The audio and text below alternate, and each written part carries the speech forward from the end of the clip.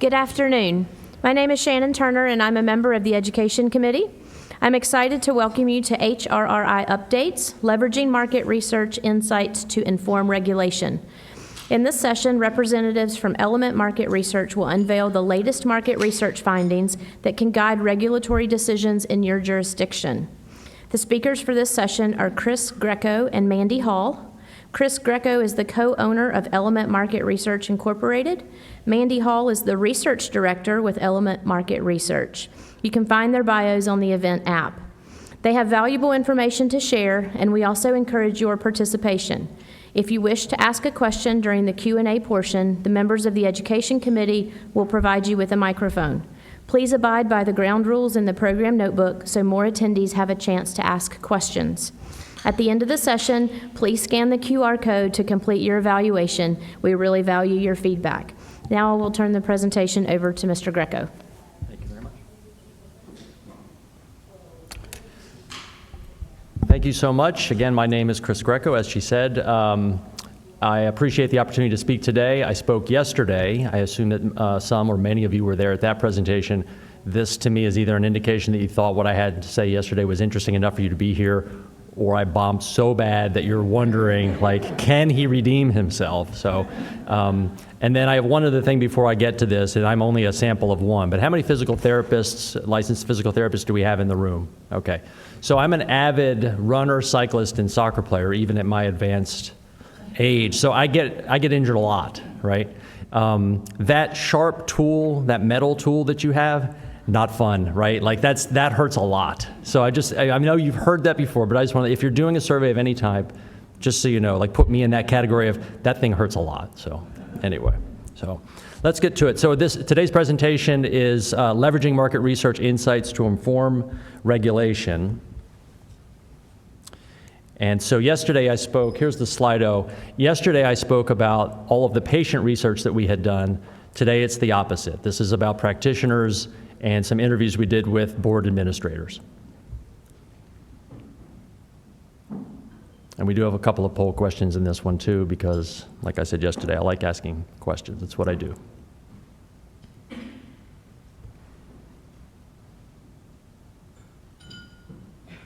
Are we good?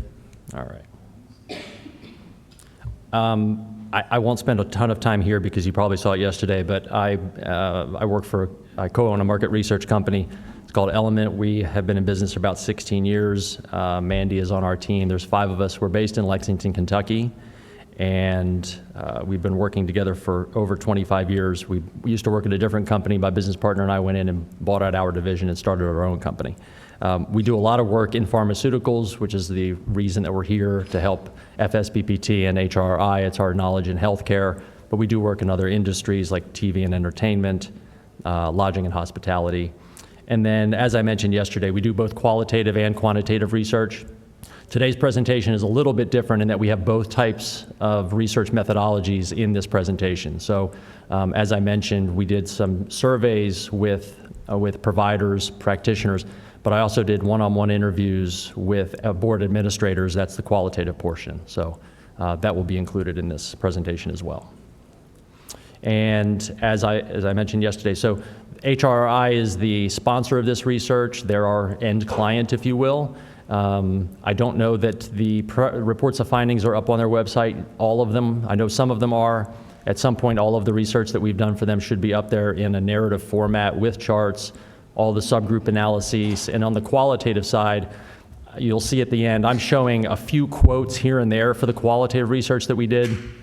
All of the quotes and verbatim responses to the questions that we asked are in those reports that will be at hrri.org. So today's session, so it's what? What are we doing? We're delving into key findings from studies conducted by Element through HRRI over the past year. So we're going to be looking at practitioners' perceptions of their responsibility to report substandard care and practitioner misconduct. Again, yesterday we spent some time talking about the public's view about their responsibility. Here we're asking the practitioners the same set of questions. Identifying potential barriers and concerns to practitioners' reporting. Again, I hate to keep going back, but yesterday we talked about the general public, why they wouldn't or would. Here we talk to practitioners about that. We obtained information about practitioners' opinions on the value of licensure renewal and recertification.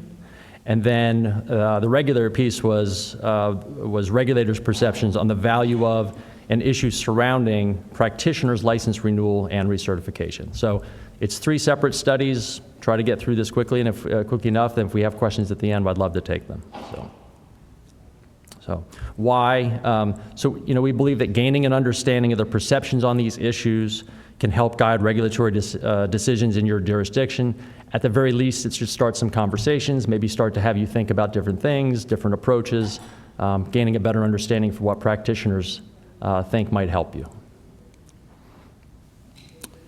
So as I mentioned, we conducted 3 studies. One was called the Practitioner Responsibility to Report Study. That was conducted this past May. We just came out of the field a couple of months ago with a study, the License Renewal Recertification Practitioner Study. And I just completed interviews about 2 weeks ago on the Recertification Regulator Study. And they'll be talked about in turn.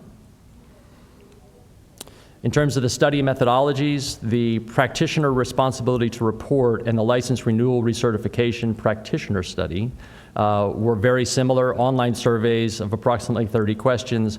We conducted 400 surveys in both of those studies. And the participants had to work in healthcare as their primary role in one of the following provider types. If you were at yesterday's session, we talked about the patients who they had seen. This list looks identical to the one we talked about yesterday. So we interviewed dentists, pharmacists, psychologists, physical therapists, occupational therapists, social workers, etc. The recertification regulator study, again, as I've mentioned, that was one-on-one in-depth interviews. They each lasted about 40 to 45 minutes. They were all virtual. Sometimes we had the camera on, but most of the time it was telephone interviews that were done. There you go.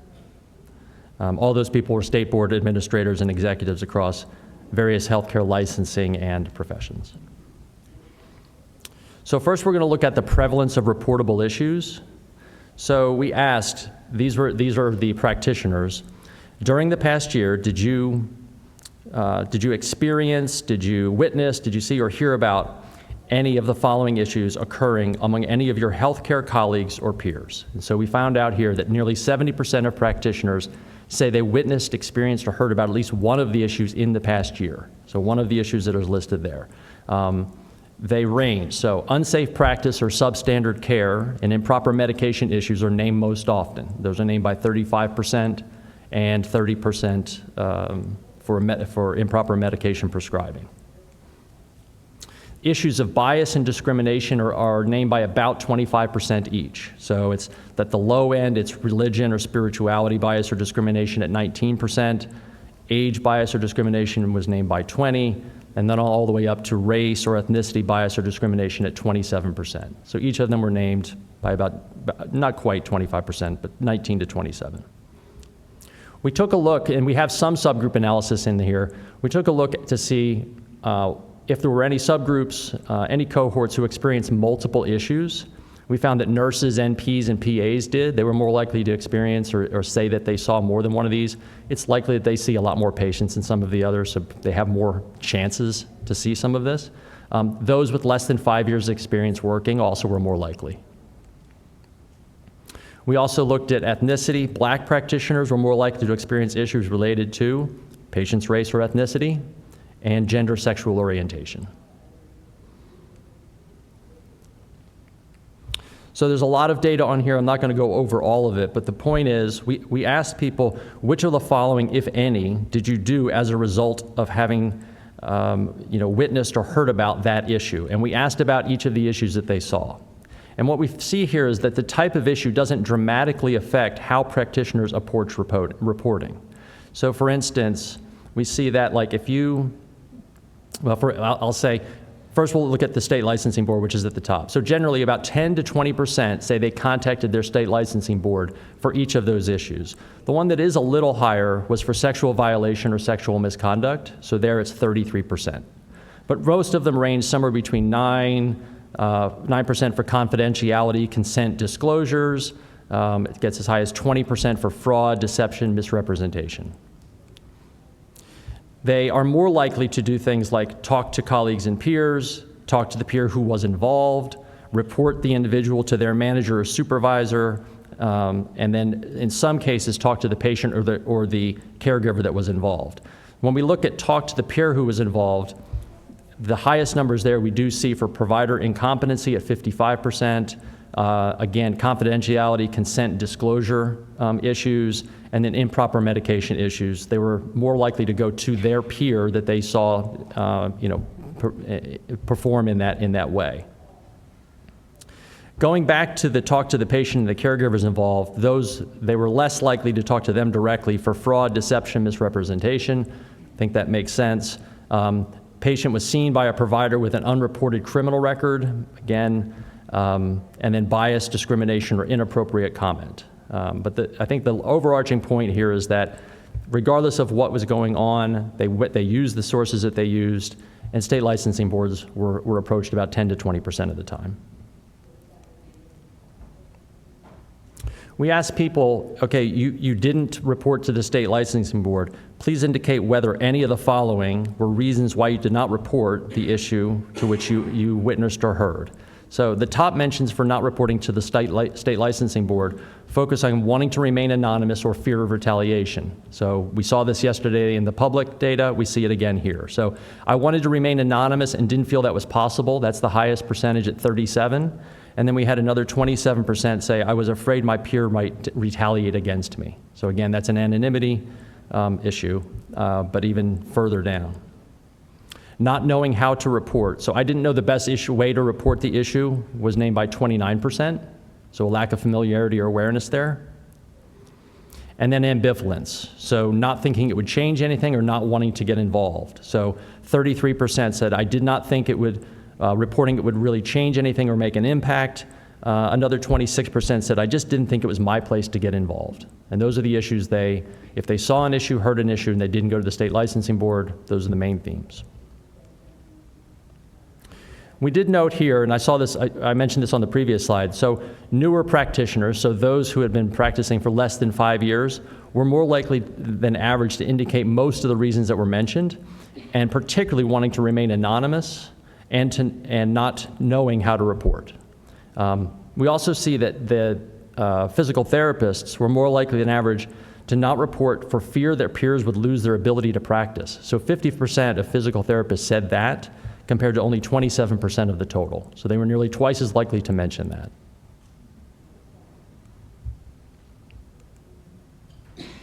So I do have a poll question here. So we asked respondents, how much do you agree that practitioners are responsible for reporting unsafe practice, substandard care, and misconduct of their peers? We asked this on a 5-point scale, so strongly agree, somewhat, neither agree nor disagree, somewhat disagree, strongly disagree. So I'll ask you, what % do you believe said they agree that practitioners are responsible for reporting?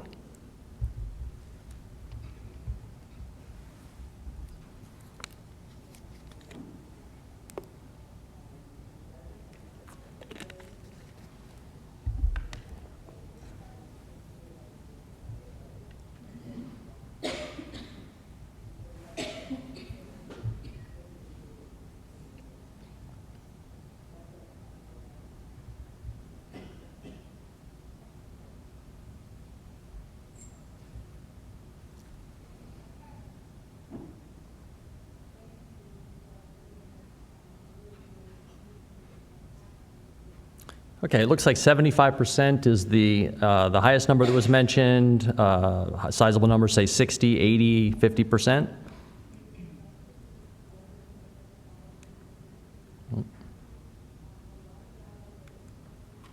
So what we see here is that, oh, let me go back. Oh, okay.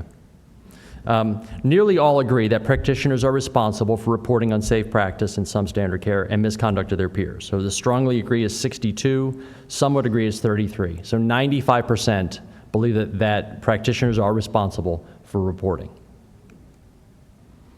We have another poll question. Then we asked, how familiar are you with the ways and channels with which you would use to report such issues or offenses? So we asked this on a scale of very familiar, somewhat, not too, not at all. So my question for you is, what % do you think said they were familiar with the ways and channels with which you would use to report such issues or offenses.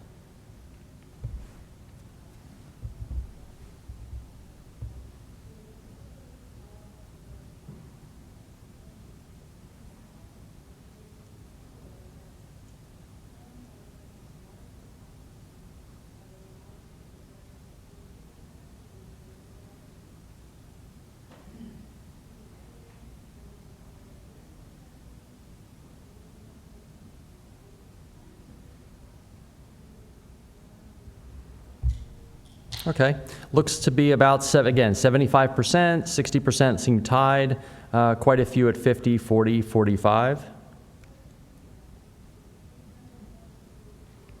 So here it's 80%, so nearly 80%, so they are familiar with the ways and channels with which to report issues or offenses, though just 28% are very familiar. So it's very familiar is 28, somewhat is 51.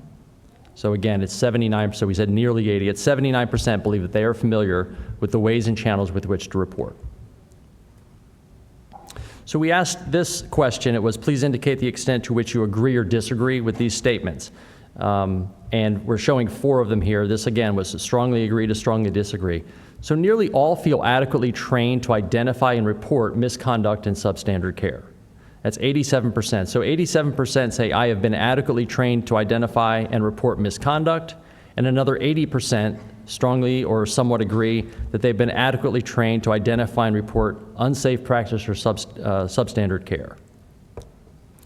Nearly a fifth, though, don't agree that they have been adequately trained on where they should report. Now, it's not a huge number, and it still means that 74% say they have been adequately trained. But we just thought that that was a little bit higher. We see it's a little bit higher than some of the others. So that 17% is twice as high as the 10%, almost twice as high as the 20% in terms of being trained to identify and report unsafe practice or substandard care. And it's a lot higher than it is for misconduct. And we thought that was something to keep an eye out on. And then also, many believe the process of reporting is long and cumbersome. It's 67%. So that bottom one, the process for reporting unsafe practice, substandard care, and misconduct by healthcare practitioners is often long and cumbersome. 67% agree with that, which could be a barrier to reporting. So now we'll get some information about their perceptions of state licensing boards. So we looked at in terms of what they felt like the role of SLBs were. So we said, please think about healthcare affiliated state licensing boards related to your line of work as a healthcare practitioner. How much of a role do you feel or do you believe they play in protecting patients from the following? And it's all the things that we've been talking about before. And we asked it on this 3-point scale, so major role, minor role, or no role at all. And across the board, a majority of practitioners feel that state licensing boards play a major role in protecting patients from all 7 of the issues about which we're asked. It's highest for unsafe practice or substandard care at 69%, say major.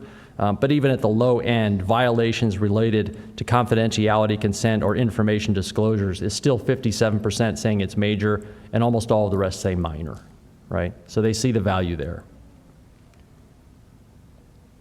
We provided this description to respondents in terms of what state licensing boards do. If you were in yesterday's session, it's the same one that was provided to the patients. So we just note they're designed to protect the public by providing service and leadership that promote safe and competent healthcare services.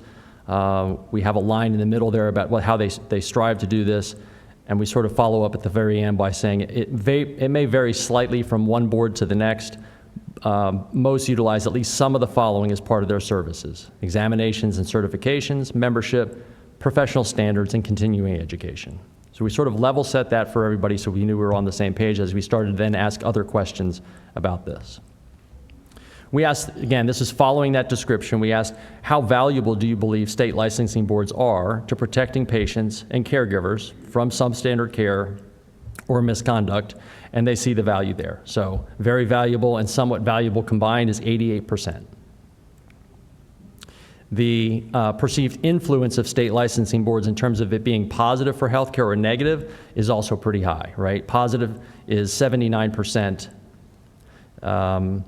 with very positive being 24% of that. We also saw subgroup differences here. So physicians place a little lower on value and on state licensing boards and think of them less positively than do other types of healthcare professionals. PTs place higher value and positivity on them. So physical therapists on the left bar chart, pie chart, where it's 88% valuable, for physical therapists, that number is 95%. And on the right, where it's 79% positive, that number for physical therapists is 94%. So they see the value of state licensing boards to be even higher than the total, and certainly higher than physicians themselves.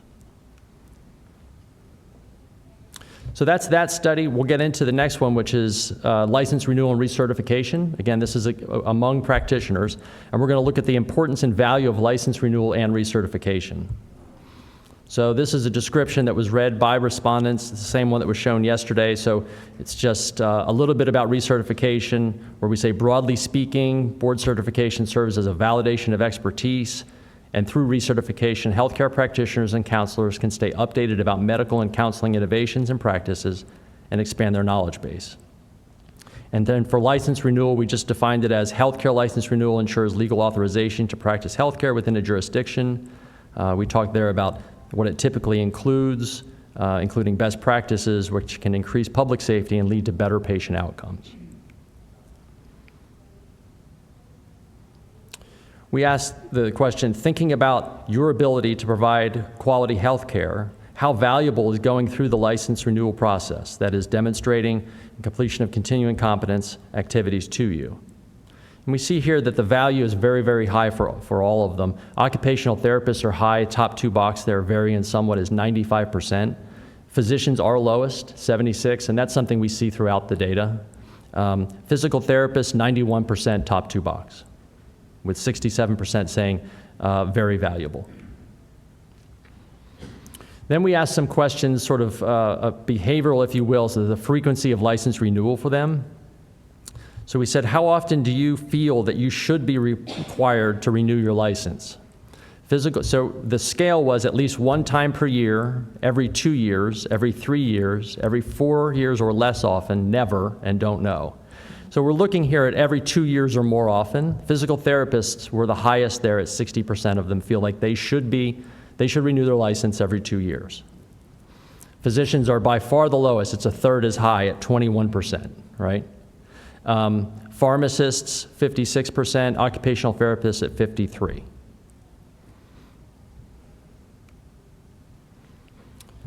There's a lot of data on here. I apologize for that. I'm not going to go through every single one of these numbers. But the point is, what we looked at was, you can see in the footer, as your type of practitioner, how often are you required to renew your license? And we combine that with the data we had on the previous, which is how often do you feel you should be required to renew your license?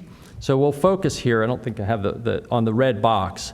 And what we're showing is the difference between those two numbers. So in other words, physical therapists, 93% of them say that they are required to renew their license every 2 years, and 60% of them thought that they should be able to do it, they should do it that often. So that sort of delta, if you will, the difference there is 33 percentage points, which is on the lower end. Most of the rest, you see a couple of 29s, 32s.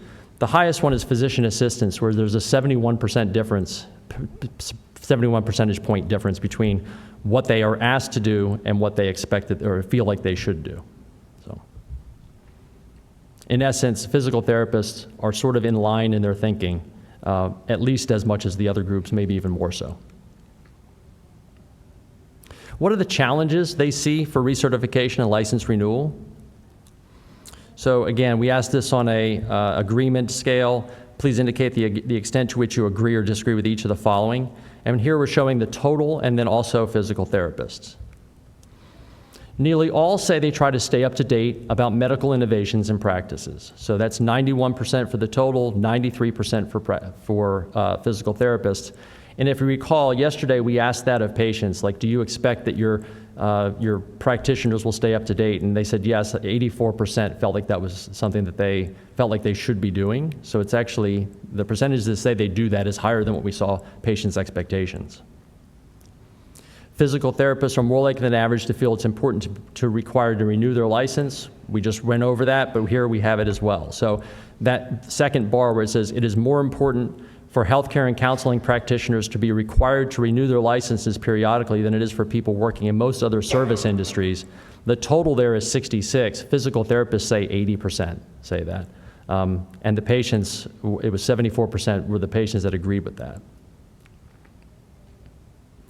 This question that we talked about with the public, where we asked them if they knew when their practitioner had been relicensed, renewed their license, and if they knew that they could find out, it sort of hits at this. So it says, I think most of my patients know when I last renewed my license or could find out easily if they wanted to know. The total there is 44, physical therapists it's 42, and 44% of patients say they know this about their physical therapist. So it all sort of dovetails together, at least in this particular question. The public and practitioners are right on page in terms of the likelihood that they would know when their PT was relicensed. And then the last one, I would renew my license periodically even if I wasn't required to by law. That's 45% of the total, 40% for physical therapists. This is one where there is the biggest difference. 77% of the patients thought that they should be doing that. So there's an expectation there on the patient side that maybe is not being met by the practitioners. Again, another set of agreement scales, and this gets to challenges, whether it costs a lot of money or if it takes a lot of time or if there's value in license renewal. So we see here, nearly 2/3 feel that license renewal costs a lot of money. Half agree that it takes a lot of time. And there's not much of a difference here between the total and the physical therapists. Physical therapists are more likely than average to feel that license renewal keeps them up to date on innovations and practices. So that second bar where it says renewing my license is one of the primary ways I stay up to date on medical innovations and practices. It's 51% for the total, but it's 60% for physical therapists, a bit higher than average. And then on the bottom, you want to see the inverse or the negative there because it's negatively worded. So it says licensure renewal is unnecessary because renewal doesn't really help us. So we're still showing the agreement with that, but you would want that number to be low, and it is certainly lower for physical therapists than it is the total, half as high. So only 16% of physical therapists say that compared to 30% for the total, which is positive.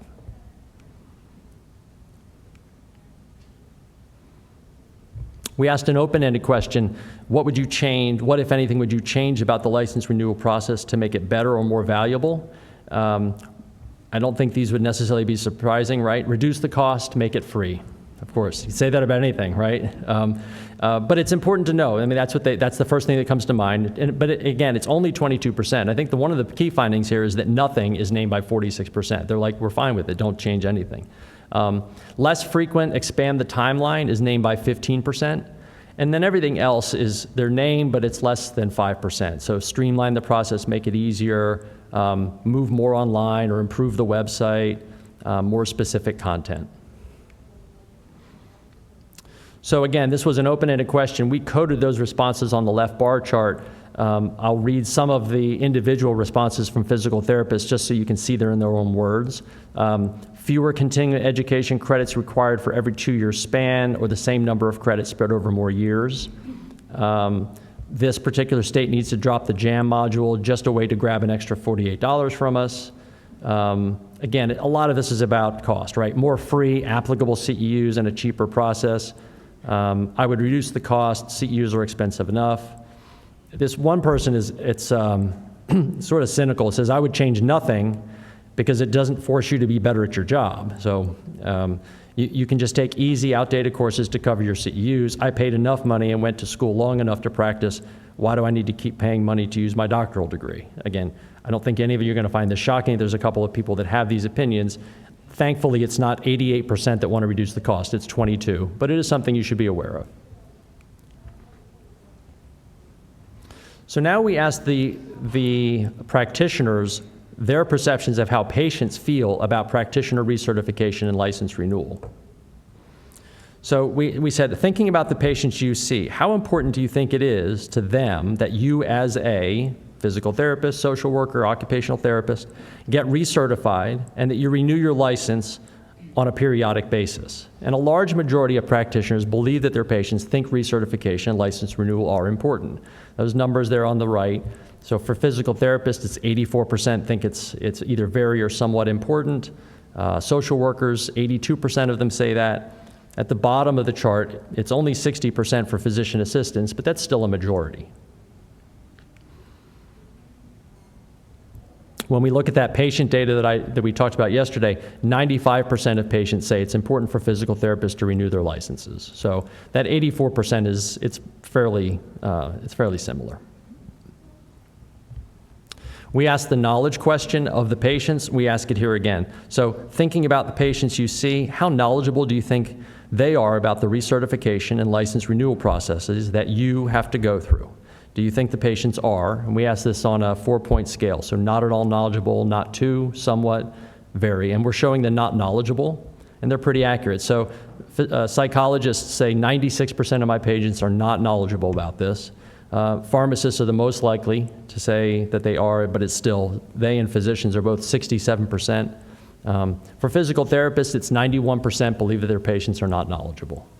The data from yesterday is then shown in that orange. So the percent of patients, and when we asked it for the patients, it was broken out, license renewal and recertification. So for patients, 68% said they weren't knowledgeable about license renewal and 78% for recertification. So now we get to the regulator piece. These are the 12 interviews that I did with board administrators. I'll apologize up front. Qualitative research is sometimes not the best to put into a presentation, right? Because it's all speaking. It's a bunch of quotes. So I won't read every single word of these, but I'll try to give you the sense of what happened. We don't have the fancy bar charts and things like that for one-on-one interviews. So. We did want to understand what the primary value of license renewal was to the regulators and administrators. And the respondents saw great value in license renewal and almost saw the value falling into one of 3 areas. The first one was protecting the public from practitioners who have been charged with criminal charges or disciplinary activity. And I've heard this, now I've been here 2 days, I've heard a lot about this. Yes, you're shaking your heads, it makes perfect sense, right? You'd be shocked to find out that this didn't come up. So I'm glad of that, right? One person says, I think it's very important that they have to attest to whether there's been any disciplinary action against their license in another state. They have to say yes or no to whether there have been any criminal convictions. Another person says, we're here to protect the public health and safety. So it's a series of questions where we ask, have you been convicted of any misdemeanors or felonies? Have you been disciplined in any state where you had a license? Those types of things. The second thing is meeting board's own clerical and database needs for ensuring proper contact information for practitioners and to confirm that they're actively practicing. So the mission of our board is public protection. We need current and up-to-date information on who is practicing. License renewal helps us maintain and update that information every 2 years. We know where people are working and how to find them. It also provides us with a pulse of the profession, like it should be are people renewing their licenses or are they letting them lapse? At the moment, we're not doing terribly much with that data, but then we did have a statute passed with the workforce data collection, so I think that's going to change in the future. And then third, ensuring practitioners are staying up to date with continuing education. It spurs the requirement that they do continuing education. At the bottom there, it says requiring them to do a certain amount of continuing education. One person says, the other thing that I think there's value in is every time we get near a renewal cycle or at the end of a cycle, people start to remember that continuing education is a thing. I think that without a renewal and expiration date, a common renewal cycle, they would not be maintaining those continuing education hours. They just say it just helps keeping up with the changes of science and knowledge.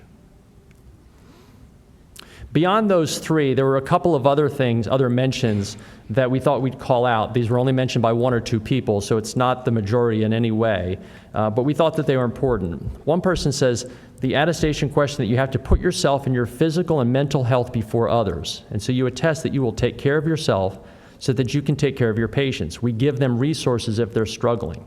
I heard a little bit about that yesterday. And then similarly here, we need to have our eyes on these folks. We need to know that they need to be trained and that they need to be reminded that they are human and that it is okay that they are feeling overwhelmed and stressed and that there's help for them. So they think that going through the license renewal process allows them to look that over. And then finally, somebody said, I also think that when you have a large state with a large rural population, it helps these practitioners have access to other practitioners so they're not isolated and alone. They know where to go. They are able to network even if it's virtual, because a lot of the trainings now are virtual, but it still gives them that opportunity. We asked the regulators as well, their perception of the public awareness of license renewal. None of them believe the general public is very aware of license renewals, and certainly not detailed aspects related to what is required, the timelines, the cost. So one person says, I don't think that the public in general knows very much until they're upset with something, and then they want to know how they can complain about it. Somebody else said the same thing. My guess is that most members of the public have no real concept of what licensed professionals are required to do to maintain their license. They may sort of associate it with a driver's license.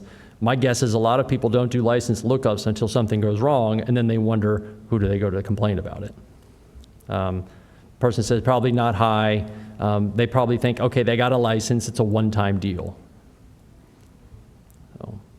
One person noted that dentists, people that go to the dentist's office might be a little bit more likely in their state, where part of their regulation is they have to display the license in a public area, but beyond that, probably not that much. Others pointed out that they think that those who have to renew the licenses themselves, so I spoke to a couple of people that were licensed practitioners, maybe it was a dietitian, social worker, that they admitted that, you know, if I didn't have to do this for myself, and then they put themselves into sort of the public, which they're not at that point, they're a practitioner. But the point was, like, if they don't have to do this themselves, or if they don't have a family member that does, they might not know. So they said not very aware unless they've held a license themselves. And one person says, I'm not very aware. I mean, I think it's important, but I wasn't aware of it until I started working here. So we asked a series of questions about the difficulty of practitioner license renewal, again, to these administrators. They did not feel that license renewal is challenging for practitioners. They say it's very easy. We've tried to make it as easy as possible. It's just a series of questions and a payment and attestation. I don't think so. It's something I've talked to a lot of people about, but usually if there's something that's a little overly arduous or a little difficult to comply with, I hear about it, and that is not something I've heard. They also don't believe that it's particularly costly for most practitioner types. Once a person said, I haven't heard very many complaints about the cost, so I think they do value it.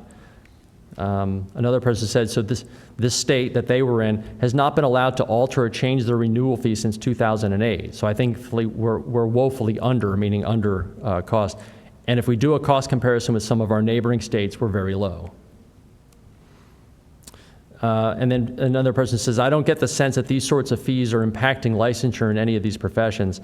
I think that issues about the work itself, the clients served, and so forth are probably bigger barriers than the cost of the education necessary to get some of these certifications. Those are bigger issues than the certification itself. So then the last part of this is we read something that has been put out from the Department of Justice and Health and Human Services, and it's the idea that there's unnecessary recertification, and this is an example that was read by respondents. So it's unnecessary healthcare provider recertification or accreditation requirements. And the description just says, certifying bodies or accreditation organizations can impose unnecessary requirements on healthcare providers. Those requirements can raise the cost of practicing medicine. They can also reduce the number of healthcare practitioners participating in the marketplace. These requirements can harm competition and increase the cost of healthcare services. An example was certifying bodies or accreditation organizations ask physicians to meet unnecessary requirements to stay certified. So we went through then a litany of questions about that. So we asked, what's the danger? Do you see any danger if requirements are relaxed? And many see at least some danger in relaxing license renewal requirements, mostly focused on tracking criminal convictions or disciplinary actions, again, going back to why the first thing that they said was important about license renewal, but also for the lack of education and the learning components as well. So somebody said the powers that be are utilizing these sorts of scare tactic headlines and equating that to just regulation in general, and this is so burdensome. The problem is when you get into that kind of mindset, you start, for lack of a better phrase, dumbing down the profession and saying that the standards are too high and we don't need them. Well, maybe we do.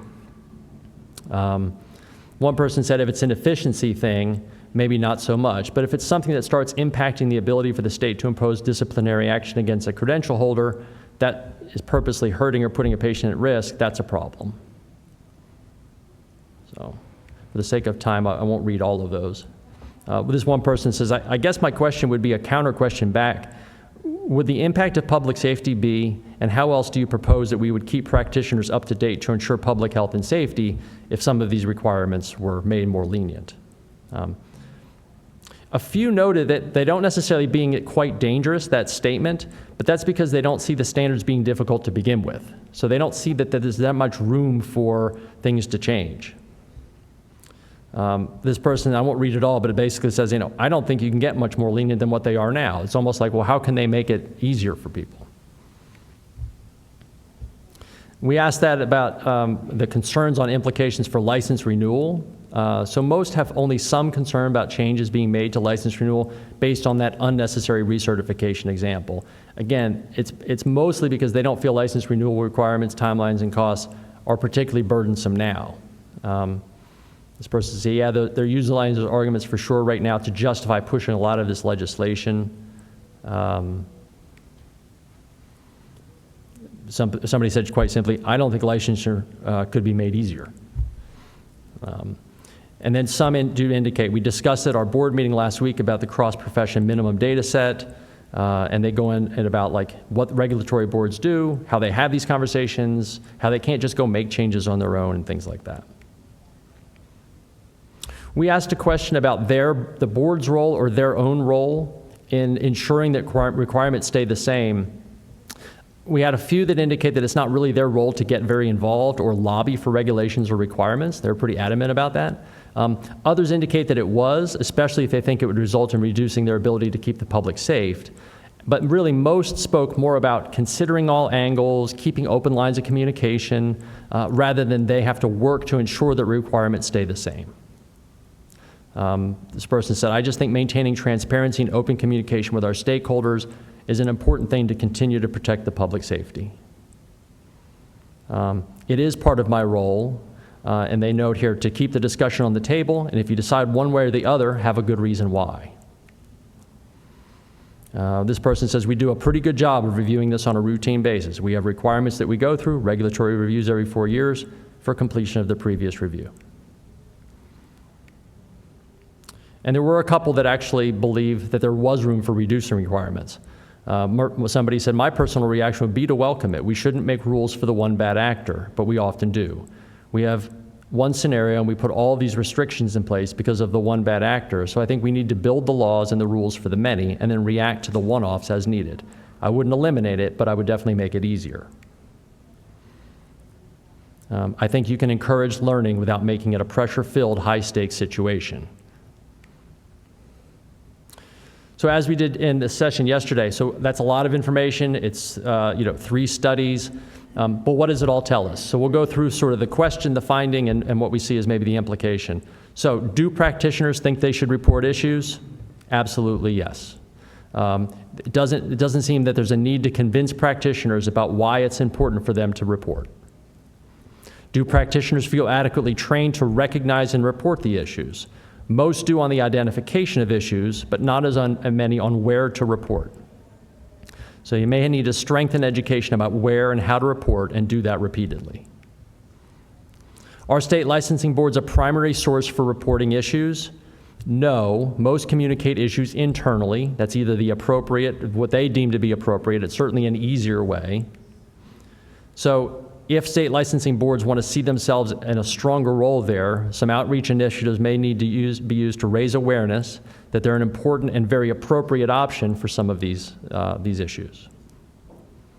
Beyond awareness, are there other obstacles to them using state licensing boards? Yes, the lack of anonymity, that came up yesterday, and the retaliation fears, but also that ambivalence, not thinking that reporting to a state licensing board would actually help. So work on the processes and communications to improve the perceptions among practitioners. Do practitioners think positively about state licensing boards? Yes. After being shown that description, and of course they all know a little bit about what state licensing boards are, but after being shown the description, it doesn't appear to be an issue. There could be some measures to increase the awareness and establish trust that state licensing boards can promise anonymity and actually work to solve issues. How do practitioners feel about license renewal? They see the value in it, and they recommend some changes. I think it's just to continue to understand that there are some friction points and work to make processes as easy as possible for them. What changes would they make or suggest? Of course, they suggest reducing the cost, increasing timelines, align the content more closely to their practice is also something that was mentioned quite a bit, right? I think they get a little frustrated with some things that they have to take and do that they don't perceive to really affect how they work with patients. Here it's just continue to consider all angles, including working with practitioners on that. Do practitioners and regulators think the public is aware of license renewal and certification? No, and they're mostly right, though patients indicate being somewhat more familiar than they are given credit for. Again, we're not going to test the patients, but there's a chance they don't know as much as they thought, but the percentages were a little higher than the patients, but by and large, they were aligned. Here we just suggest maybe working with practitioners to illustrate the importance to the general public and how it would improve industry perceptions among them. And then finally, do regulators see dangers affecting their ability to ensure public safety if requirements are relaxed?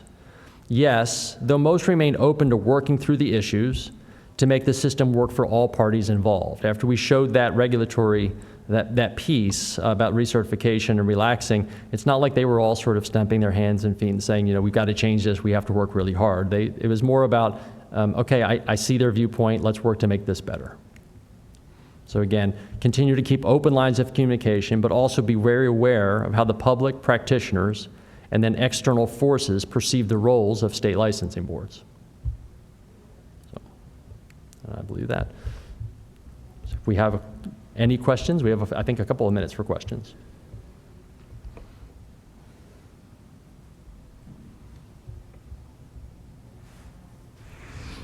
Thank you for that presentation. Craig Miller from Michigan. The question about anonymity.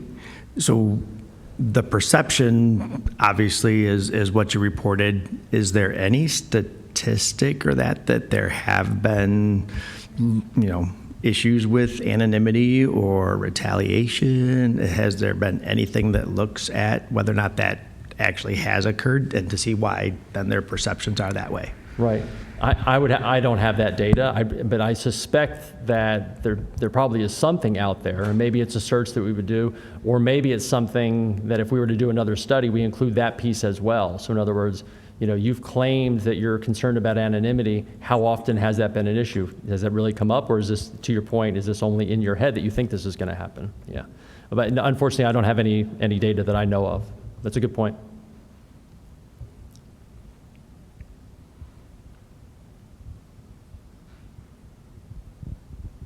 All right. If no other questions, I really appreciate the opportunity. Thank you so much.